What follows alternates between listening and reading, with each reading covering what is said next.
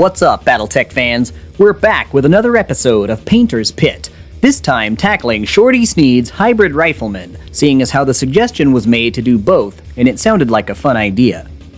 Since Cranston Snord's Irregulars are said to have no official paint scheme, I chose my standard generic Desert Camo speed formula suitable for all skill levels. This way, you can get a lance or a company painted up and ready for trashing bozos in no time. As usual, all materials you'll need will be in the video description, so let's get started. I did kind of a 1-2 punch with the primer on this one. I love the Wraith Bone spray from Games Workshop, but sometimes their contrast paints just have a difficult time sticking to it. You ever have it bead up on you? I hate that. So to combat that, I give the miniature a very light dusting in my trusty old Duplicolor Sandable White auto primer after I've put the Wraith Bone spray on. Not enough to really notice it, but just enough to give the contrast paint some actual primer to stick to. To get the tan look I want for these, I start with Aggaros Dunes Contrast. What I love so much about this paint scheme is that you don't have to be as careful with the contrast paint as you normally would. About this time is when I would be advising you to watch for overpooling and about wicking away the excess with your brush to avoid splotches, but in this instance, it's not that much of an issue. You should still watch for it. Try to keep the contrast paint from overpooling where you can, but you can cover up any of the areas you missed in a later step, and no one will know. I'm going for full, even coverage and avoiding any of the spots I can that I want to be metallic later. When you've finished that and given it about an hour or so to dry, come back and hit it again in the same fashion with Seraphim Sepia shade. I really love the tan you get with these two, and there's not much accuracy involved here. You can do this if your hands shake or even if your eyesight isn't the best. So just take your time, enjoy the process, and leave it for about an hour to dry between coats.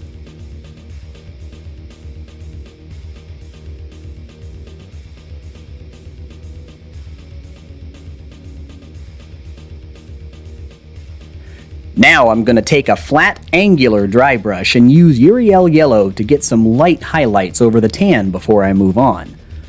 This is one of those steps that's real easy to accidentally over-apply, so make sure you brush most of the paint off on a napkin or paper towel.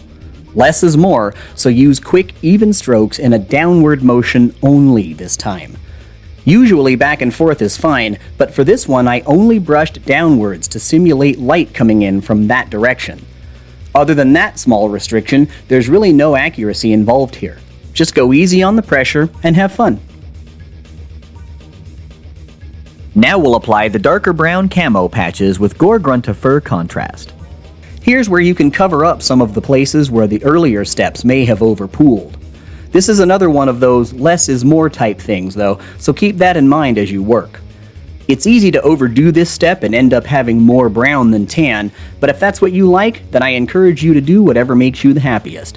Me, this is just how I like to do it. I do it in the old Desert Storm style way where some blotches connect and some don't.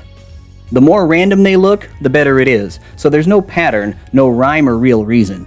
Just wherever you want the brown patches, that's where they go. I tend to make it up as I go so none of them look too similar to one another.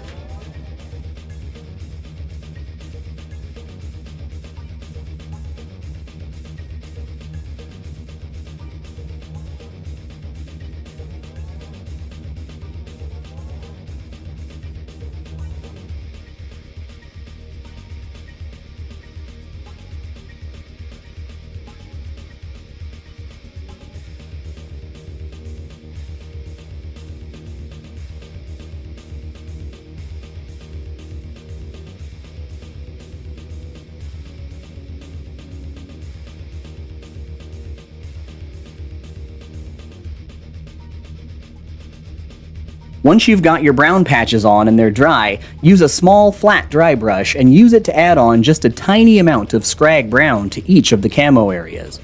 Doesn't have to be precise, it's a highlight measure, not something that needs to cover the whole patch of brown.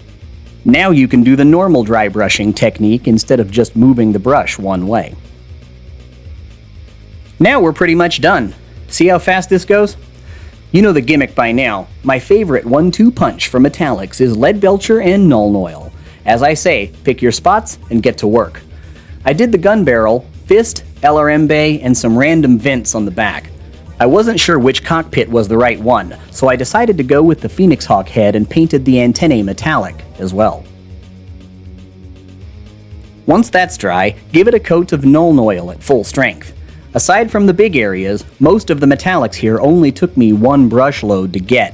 I only had to go back once that I recall, and all of the other areas are pretty intuitive insofar as how you should paint and shade them.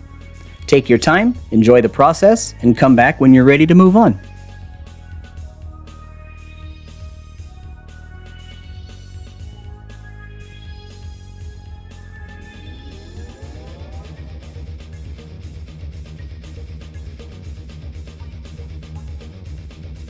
And that's really all there is to it.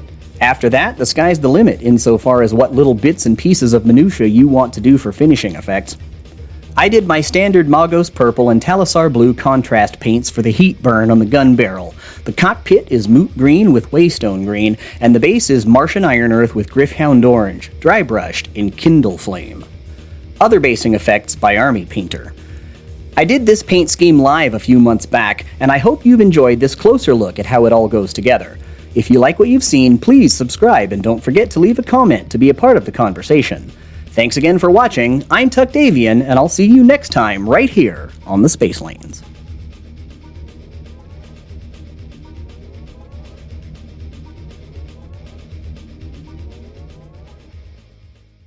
Be sure to smash our like button and subscribe to our channel. Crowdfunding is when lots of people give you small amounts of money to help your passion project come to life.